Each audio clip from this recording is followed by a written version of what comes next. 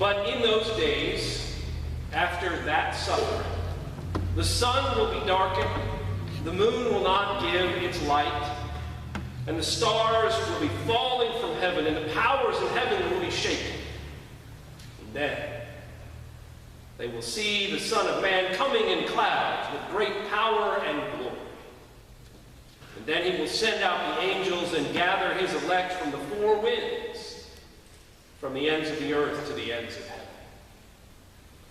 From the fig tree, learn its lesson. As soon as its branches become tender and put forth its leaves, you know that summer is near. So also, when you see these things taking place, you will know that he is near at the very gates. Truly, I tell you, this generation will not pass away until all the things have taken place. Heaven and earth will not pass away, but my words will not pass away. But about that day or hour, no one knows. Neither the angels in heaven nor the Son, but only the Father. Beware. Keep alert. For you do not know the time when it will come. It is like a man going on a journey when he leaves home and puts his slaves in charge, each with his work, and commands the doorkeeper to be the watch. Therefore keep awake. For you do not know when the master of the house will come in the evening, or at midnight, or at cockcrow, or at dawn. Or else he will find you asleep when he comes suddenly.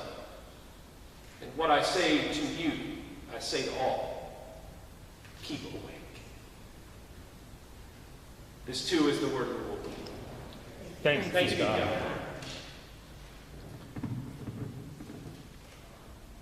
You might think, given those two passages, that I picked those out myself. That's the beauty sometimes of the lectionary. They put that together and told us what we ought to read. I chose those two, and lo and behold, it had something to say for our own contemporary setting. It's funny how that works out.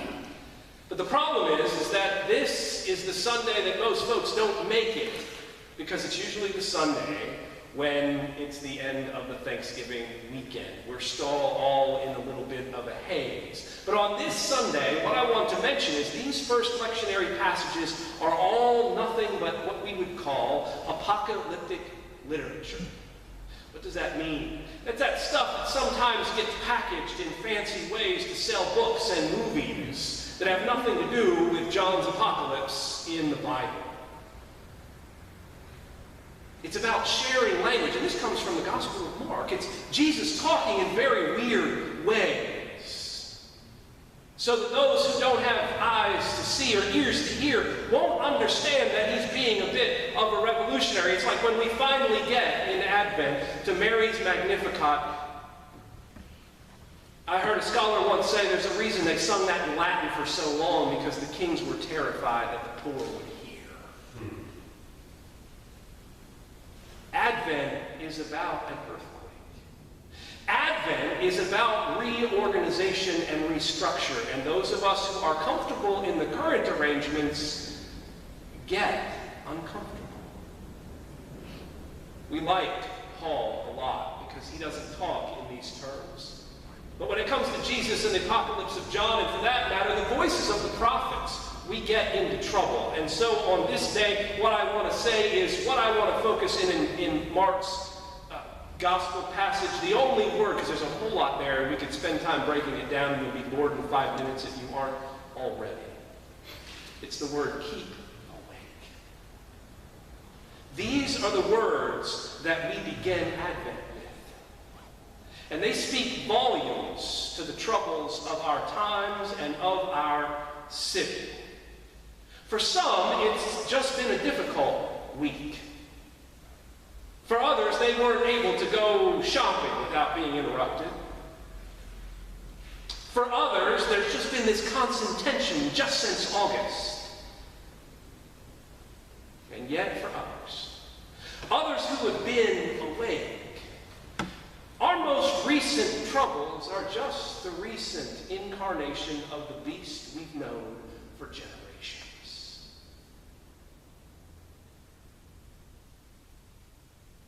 We don't know all the details details of everything that happened all along the way. We won't know all of the details for some time, but we know the history. We know the realities. If we've stayed awake. I don't know if you've heard the recent scandal going on. We won't know who actually started those fires for some time, because some believe it was the looters, and now someone's saying someone else, because those were probably professionally set by the way that they went. Why did the police disappear and let a city burn? Why wasn't the National Guard ordered in until 1 a.m.? Well, let me tell you, I just don't have the energy, along with a number of others, to feel the deluge of questions like this. Why would people burn their own neighborhood? I can't take another question where someone says, well, give me the list of demands. Or why are there cries for vengeance? And what about black on black crime? Or I heard recently, why is it that they hate white people? Right now, I don't have the energy to engage that question. These are the things that I keep hearing, and for some reason, some folks think I need to be the one to answer those. I'm convinced that white men have done enough talking these days. Now, I'm going to keep preaching, but I'm not going to talk publicly. There's enough gifted folks who I will follow. I keep finding myself hearing the voices hungry to know why? I will not defend, I will not justify, and I will not field one more urgent question other than this: why now? Why is it now that these questions are being asked?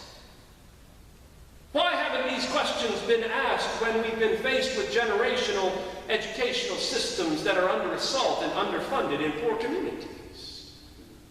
Where were the questions of worry and outrage and wonder in the face of infant mortality rates high as developing nations right here? Where was this desire to know why is this happening when the economic inequality faced the levels known only in the first Gilded Age? Where is the outrage when we have faced hungry people while we're paying farmers not to grow food? Where was the urgency to know why when all of these things have been bubbling up for a long time? And why is it that people have stopped talking about HIV and AIDS now that 75% of all new cases are black and brown folk? Where was the outrage to know why is this happening when these things were happening right under our noses? So you'll have to excuse me when I get a bit terse when folks ask, why are they so angry? I applaud the protests in the malls and the disruption of commerce, because we all know that that's about the only thing that will help people wake up. To ask, what is going on? I thought everything was fine. What the peaceful protesters in the mall and other places did reminds us that we've got to keep awake to the injustice all around us. We've got to keep awake to the disparity around us, to the ways in which we participate in the systems that keep other people down. We've got to keep awake. And that is what Advent is all about. Keep awake. Open our eyes. Watch for the signs. Listen. Pray with our feet. And the way in which we had planned to do this long ago for our theme for Advent, as we wrap up our Sabbath year, was this idea of Jubilee.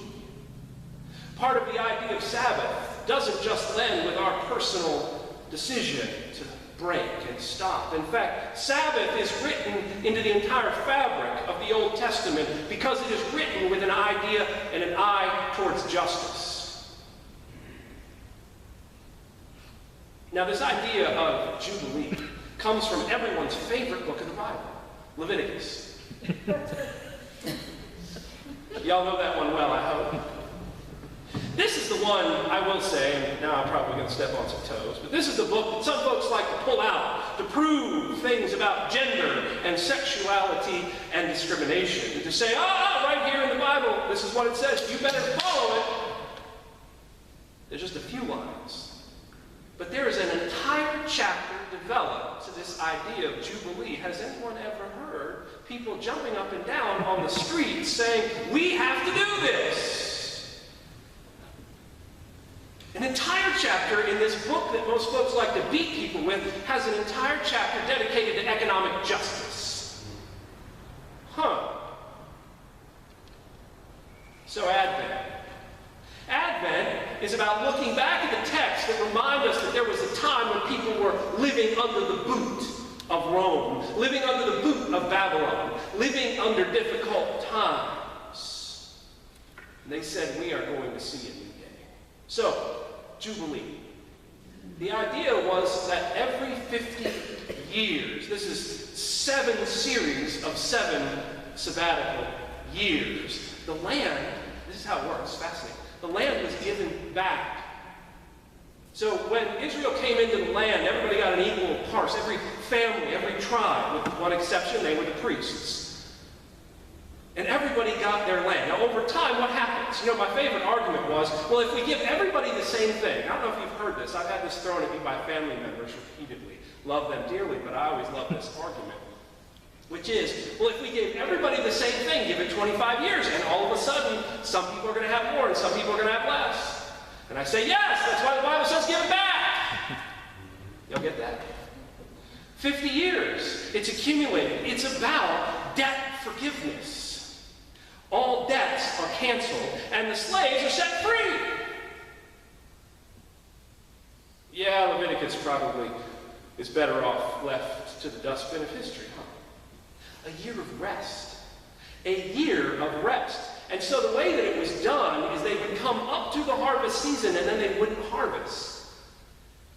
So that the poor and the widow and the orphan would have an extra share for the year of all of these goods. It was about social welfare. It was about keeping a society together because God knows that any society that is built on radical inequality will tear itself apart. And will not last, despite sticking God's name on it. It was about helping the poor. It was about providing food. It was about loaning money without interest. I know, that's just too crazy. And so when Walter Brueggemann was standing in front of a group of Presbyterians in North Carolina, and the CEO of a major bank is a Presbyterian, was a Presbyterian, that bank no longer exists, came to him afterward and goes, yes, but doctor, did they ever actually do any of this?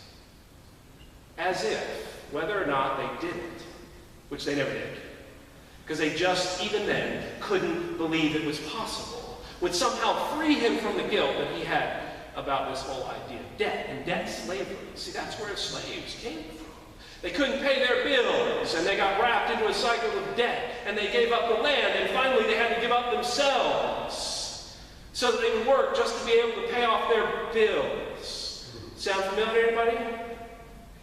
Maybe not. This is what Advent is about. And it's probably why we tuck these verses in right after Thanksgiving so no one hears them. What was that passage that opened, that Regina read for us this morning? Oh, that you would tear the heavens open and come down. That is not a cry of a passive people. That is a cry of anger. That's a cry that ought to make folks uncomfortable, probably did. And yet, this is the voice that we get on this day. It's the same language when Jesus is baptized, which we'll do in January at the baptismal order. The text for that day says, when Jesus came up out of the water, the heavens were torn apart. Torn apart. It was the idea that all of creation, the heavens, represented all of creation. And so we were waiting for the entrance of Jesus again. And the tear. Because once you tear something, I can take this back together. But it will never, ever be the same way again. I know that there's a lot of confusion from some folks about what to make of what's going on. What I would say is we have to open our vision. If you're feeling like you just don't understand what's going on, open your vision and see it as part of something that's been going on longer than any of us have even been alive. Take 20 minutes and you can hear and understand the brokenness of our systems all around us. And the only way to get people's attention is to do some interruption. And that's why we as followers of Jesus have to keep awake. There will be people coming along all the time who say, this is now the end of the world. This is now the end times. When people do that, just shake your head and move on, because they're not God. Did y'all get that? When people start screaming that this is the end of days, it's not. We're not going to know. But we'll be able to see the signs. And what Jesus is saying here about keeping awake and seeing the signs is recognizing that the powers of evil, the beast, however you want to describe them, I describe it as the beast has many forms. Sometimes coming in the form of a man of peace. That's a great song, by the way, for some of you that know that. We have to keep awake. Keep awake. Open our eyes, open our minds, open our hearts to recognize that a new day might just be dawning. And reserve our judgment, and use our feet, and use our prayers, and recognize that we are in some strange times. And we, the followers of Jesus, ought to be right in the middle of figuring out what's happening. Keep awake.